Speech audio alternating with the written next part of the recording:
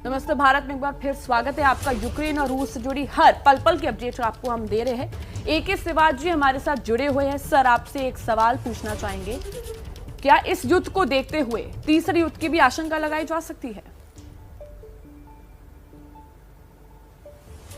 देखो, अभी तो नहीं लग रहा, क्योंकि ये युद्ध जो है रूस और यूक्रेन के बीच में ही है और यूक्रेन को मदद दे रहे हैं यूरोपियन यूनियन और नेटो कंट्रीज, मगर बूट्स ऑन ग्राउंड नहीं आ रहे। अगर बूट्स ऑन ग्राउंड नहीं आ रहे तो ये सच्चाई है कि यूक्रेन अकेला है, लड़ेगा रूस से और लड़ भी रहा है।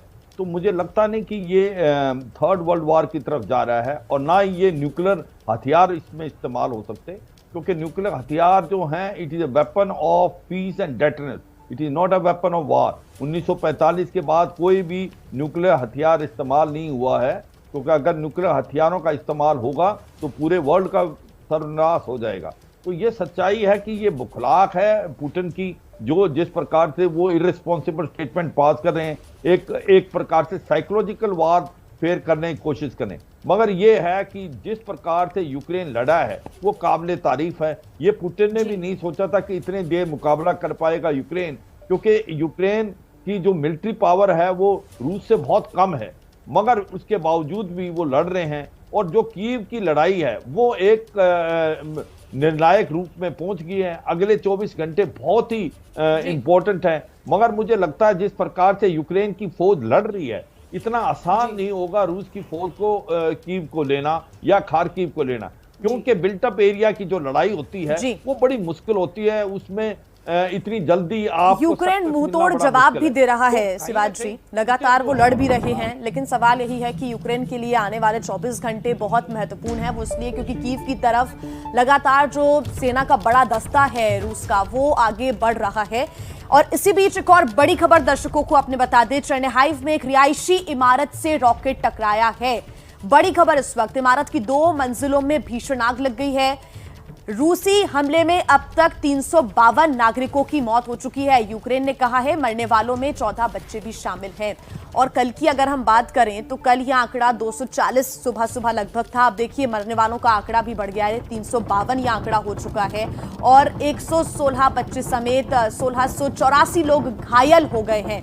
ये 6 तस्वीरें आपको हम दिखा रहे हैं। चिकार्सी में मिसाइल गिरी है, तो वहीं कई जगह हवाई हमले हो रहे हैं। रूसी टैंक के भी परखच्चे उड़ गए हैं, रूसी टैंक भी तबाह किए जा रहे हैं। यूक्रेन की तरफ से लगातार कार्रवाई हो रही है। आसमान में ही जो रूसी एयरक्राफ्ट से उनको धराशायी किया जा रहा है। शिवाजी जी, सवाल यही है कि यूक्रेन आखिर कब तक लड़ेगा? जो यूक्रेन के लिए लोग लगातार प्रदर्शन भी कर रहे हैं, चाहे अमेरिका में प्रदर्शन हो रहे हो, चाहे रूस के अंदर हो रहे हो, बेलारूस में हो रहे हो, वहां एक पोस्टर पर लिखा हुआ था कि अगर रूस वॉर बंद कर दे तो शांति हो जाएगी, लेकिन अगर यूक्रेन वॉर बंद कर दे, लड़ाई लड़ना बंद कर दे, तो यूक्रेनियन खत्म हो जाएंगे। ये एक बड़ा सवाल अभी भी है। हाँ बिल्कुल, देखो अभी मुझे लगता नहीं यूक्रेन कभी भी सरेंडर करेगा। यूक्रेन लड़ेगा और उसने ये दिखाया है कि वो मरने के लिए तैयार हैं, मगर सरेंडर नहीं करेंगे। तो इतना आसान नहीं होगा रूस को यूक्रेन की कीव पे भी एक प्रकार से कंट्रोल करना। सच्चाई ये है कि 2-3 बातें इसमें बहुत इंपॉर्टेंट हैं। एक तो ये सच है क्योंकि यूक्रेन नेटो का हिस्सा नहीं था, तो उसके पास बूट्स ऑन ग्राउंड नहीं आए, मगर अब उनको मदद मिल रही है। उनको मिलिट्री हार्डवेयर, वेपन्स और एयरक्राफ्ट वो मिल रहे हैं नेटो और यूरोपियन यूनियन से। अब वो लड़ने के लिए तैयार है। मुझे लगता नहीं कि अगले 24 या 48 घंटे में कीव गिरेगा। और इसी प्रकार से जैसे जैसे दिन बढ़ते जा रहे हैं, वो है एडवांटेज यूक्रेन, डिसएडवांटेज पुतिन जो है अकेले पड़ गए पूरे वर्ल्ड के अंदर। इकोनॉमिकली जो सैंक्शन लगाई हैं यूरोप ने और नेटो ने, वो मुझे लगता है कहीं ना कहीं इनको हर्ट करेंगी। उन्होंने ये सोचा नहीं था कि इतनी लड़ाई देर चलेगी, और दूसरी ये जो इकोनॉमिक सैंक्शन है वो उसको पिंच करेंगे। तीसरा क्या है, यूरोपियन यूनियन जिसके अंदर एक प्रकार से दरार, फ्रांस और जर्मनी दूसरी भाषा बोल रहे थे, वो भी अभी इकट्ठे आ गए। तो एक प्रकार से यूरोपियन यूनियन के अंदर यूनिटी आ गई है। वो अब फाइनेंशियल जो एक्शन ले रहे हैं रूस पे, वो आने वाले समय में उसको बहुत हर्ट करेंगे। शिवाजी जी, आज से जुड़ा हुआ ही सवाल है कि आज यूएन महासभा की बैठक भी होगी। 11वां ये आपातकालीन सत्र होगा रात 8:30 बजे भारतीय समय के अनुसार। इसमें भी रूस अकेला ही हो गया है। 11 जो देश हैं उन्होंने समर्थन में वोट किया कि बैठक बुलाई जाए। भारत, चीन और यूएई ने कोई वोट में हिस्सा नहीं लिया। हालांकि भारत की अपनी एक भूमिका है कि हम लगातार शांति की अपील कर रहे हैं, भारत का यही पक्ष है कि वार्ता होनी चाहिए। लेकिन फिलहाल आज की भी महासभा में आपको क्या आसार लगते हैं? किस प्रकार से रूस को अकेला छोड़कर ये 11 देश बैठक करेंगे, चर्चा करेंगे? हाँ देखो, इसमें सच्चाई एक है कि रूस के पास वीटो पावर है। जब तक रूस परमानेंट मेंबर है तो उसके पास वीटो पावर है, वो वीटो पावर का इस्तेमाल करता है। मगर सबसे इंपॉर्टेंट दो बातें हैं।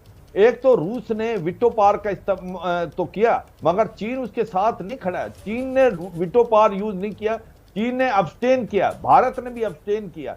भारत की अपनी प्रॉब्लम है, क्योंकि भारत के जो रिलेशन है रूस से भी अच्छे हैं और ऐसे में अमेरिका से भी अच्छे हैं और यूक्रेन से भी अच्छे हैं। अगर भारत वो इसको फेवर में वोट इसके अगेंस्ट डालता है, जैसे 11 देशों ने डाले, तो फिर कहीं ना कहीं भारत और रूस के रिलेशन में फर्क पड़ता है और रूस जो है चीन के नजदीक हो जाता है और वो भारत के लिए अच्छा नहीं है। तो इसलिए भारत ने सोच समझ के जो वोटिंग की है कि एब्सटेन किया है। दूसरी बात क्या है, भारत 60 से 70% हथियार रूस से लेता है, वहां से मेंटेनेंस और स्पेयर पार्ट्स आते हैं। तो ऐसे में भारत जो है डायरेक्टली उसके अगेंस्ट नहीं जा सकता। भारत ने एक बहुत ही बैलेंस व्यू लिया है। भारत कहता है कि लड़ाई किसी समस्या का हल नहीं है, शांति आनी चाहिए और आपस में मिल बैठ के बातचीत होनी चाहिए। मुझे लगता है इससे अच्छा बैलेंस व्यू किसी का नहीं है और भारत ने जो भी प्रतिक्रिया की है एक बहुत ही बैलेंस और मैच्योर की है। मगर ये सच्चाई है कि एक तरफ कुआं एक तरफ खाई, तो भारत का जो एक प्रकार से डिसीजन लेना है वो बहुत सोच समझ के लिया जा रहा है। और चाइना का जो एब्सटेंशन है, जो एब्सटेन चाइना ने किया है, उसके क्या मायने निकाले जाए? भारत की तरफ से बैलेंस्ड रणनीति है ये, लेकिन चाइना की तरफ से कौन सी रणनीति है? कोई स्ट्रैटेजी? खुलकर कुछ नहीं कहना चाहता है चाइना, लेकिन सीक्रेटली रूस का साथ देना चाहता है। हाँ बिल्कुल, नहीं, सबने ये सोचा था कि चीन जो है बिल्कुल रूस के साथ खड़ा है और चीन जो है पीछे से रूस को उकसा रहा है, ये सच्चाई थी। मगर ये भी सच है कि जिस प्रकार से उन्होंने एब्सटेन किया है, जैसे भारत ने भी और यूएई ने, तो इसका मतलब वो खुल के नहीं आ रहा आगे, वो पीछे पीछे से रूस की ज्यादा मदद कर रहा है। नहीं, अगर उसने खुल के आना था तो वीटो पावर का वो भी इस्तेमाल कर सकता था। तो मुझे लगता है जो चीन है इसमें कोई शक नहीं कि वो रूस की मदद कर रहा है। इकोनॉमिक सैंक्शन जो लगाई हैं यूरोपियन यूनियन ने, उसका भी नकारा करेगा चीन, क्योंकि ऑयल और गैस जो रूस में जा रही थी अब वो चीन खरीदेगा, तो चीन तो मदद करेगा। मगर खुल के चीन भी नहीं आ रहा।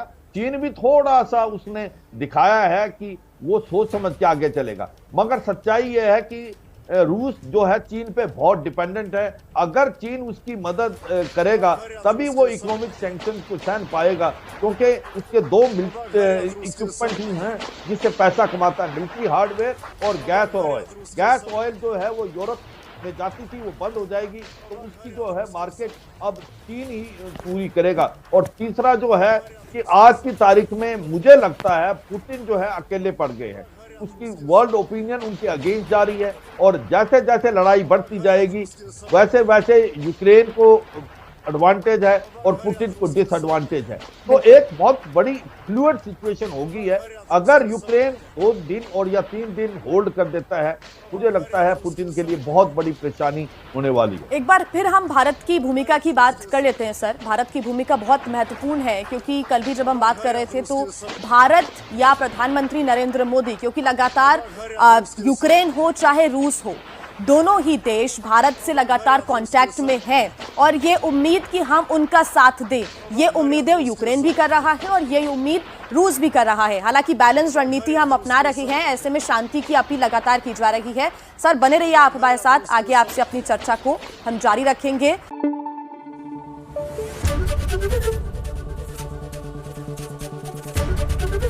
एबीपी न्यूज आपको रखे आगे।